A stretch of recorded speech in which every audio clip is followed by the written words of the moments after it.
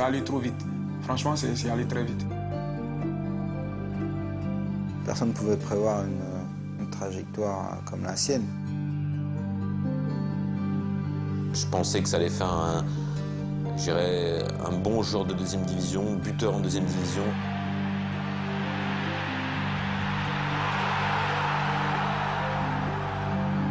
For me, at this moment this season, he's the best striker in the world.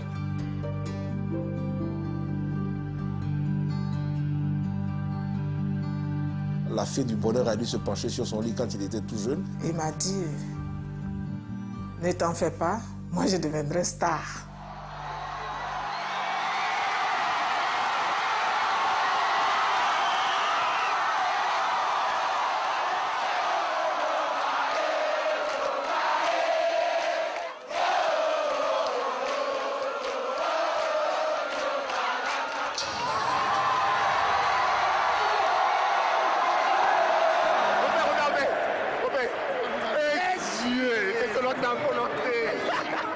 Quand vous dites Côte d'Ivoire, le type hésite et puis quand vous dites non, Didier Drogba, là on sait où c'est. Moi je ne pensais pas qu'en Chine là-bas, ils le connaissent là-bas aussi.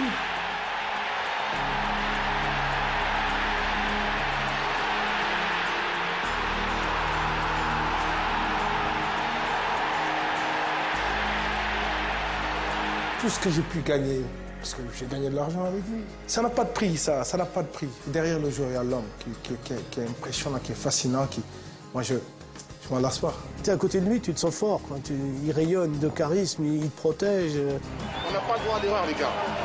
Là, le statut qu'on a, là, c'est nous, c'est nous.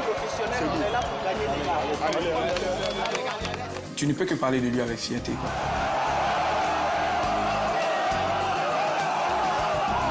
Franchement, c'est l'homme idéal. L'argent que nous avons payé pour lui, quand nous avons payé, beaucoup de personnes ont dit Mourinho c'est fou. À ce moment, tout le monde dit Mourinho c'est très intelligent. Et l'argent, ce n'est pas beaucoup.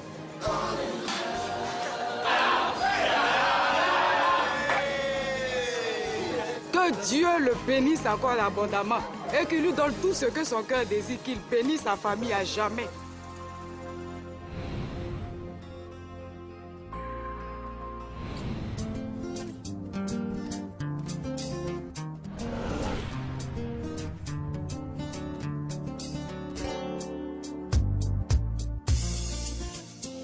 Chacun est avec son étoile, vous savez. Moi, j'ai porté la grossesse de Didier. En général, les grossesses, c'est 9 mois. Hein. Je l'ai porté 10 mois. Didier, il n'a pas fait les 4 pattes. Hein. Il a marché, il avait 6 mois. Il s'est levé comme ça, du coup, il a commencé à marcher. Vous avez vu ses genoux qui étaient pliés comme ça sur la photo? Il est né en retard et pour se rattraper, il a fallu qu'il saute les étapes. C'est peut-être à l'image de ce que je vis aujourd'hui, de ce que j'ai vécu ces dernières années. Mettre du temps avant d'éclore, avant d'être au devant de la scène.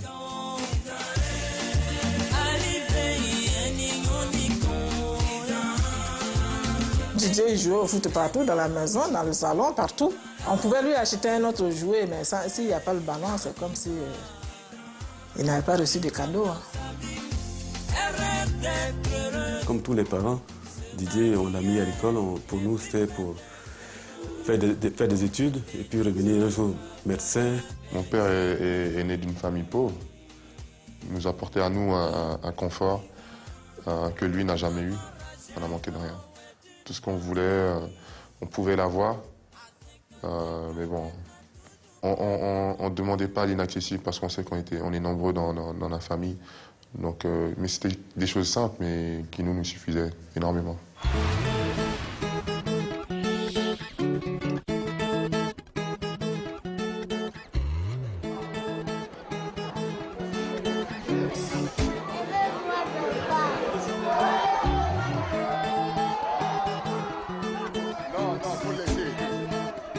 On est à Yopougon, en Dokwa, et là où Didier est né. C'est toute une vie, hein, ici. Tout est parti de là. C'est comme si Jésus était descendu sur terre ici. vraiment. C'est un endroit spécial et c'est marrant parce que quand j'étais petit, je voyais tout ça, je le voyais immense, je le voyais très grand et tout. Et puis bah là, je le vois tout petit, quoi. Mais vraiment, le plus important, je pense qu'on le ressent quand on voit la maison, c'est quelque chose de très familial, quoi. Tu vois, une cour commune, et puis c'est, je pense, quelque part, c'est là qu'on apprend un petit peu le respect, parce que tu es obligé de respecter le voisin. Qu'est-ce que Didier, il faut lui demander? Dans cette cour, il y avait des parties de foot dans cette cour? Ah, ici, tu joues au foot.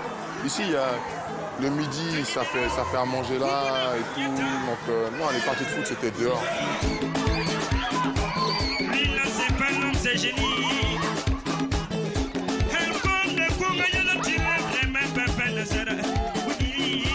Je me souviens d'avoir reçu un maillot de l'Argentine. C'était après la Coupe du Monde. C'est là, en fait, que j'avais vu Maradona pour la première fois. Et c'est quelque part lui aussi qui m'a donné envie de devenir footballeur.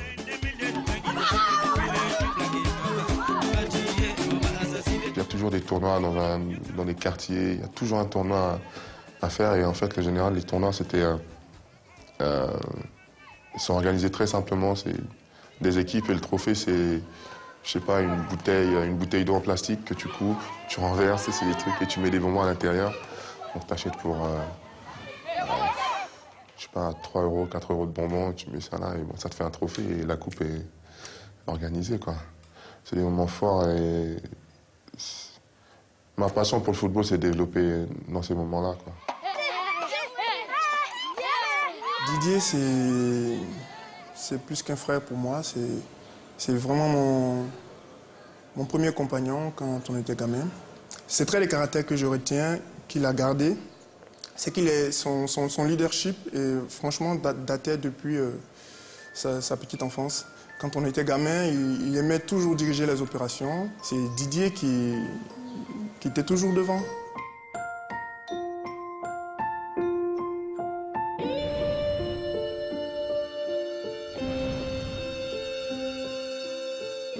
Dès l'âge de 5 ans, moi j'avais déjà imaginé que Didier, en l'envoyant en Europe, il allait faire des études et puis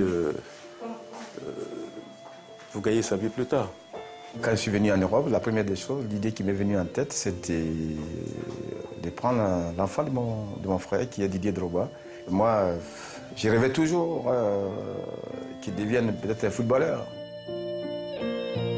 Michel est devenu footballeur professionnel. Donc il est venu en France. Bon, et quand il est rentré, il a dit, mais Didier, il a 5 ans. Et lui, il a dit, mais Michel n'avait pas encore d'enfant avec sa femme. Ils ont dit, non, mais nous, on va amener Didier, puis on va les garder. C'est quelque chose qui m'a marqué, qui m'a vraiment marqué, parce que c'est un déchirement. Hein. Je pense quand tu as 5 ans, à 6 ans, on quitte ses parents pour aller sur un autre continent, même si je savais que j'allais pour rejoindre mon oncle.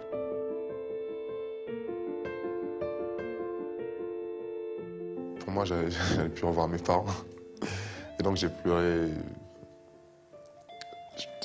On avait des petites pochettes là. Je ne sais plus quelle compagnie c'était. Pour prendre l'avion. Et puis il y a une hôtesse qui est venue me chercher. Pendant tout le vol, j'ai pleuré.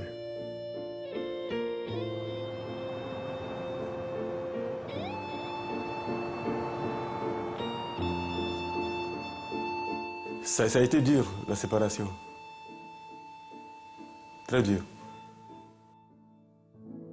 Plus qu'un sacrifice, plus. Je ne sais pas quel sacrifice je pourrais faire à part ce que j'ai fait là. Non, non. C'est comme si on m'a arraché mon enfant de force.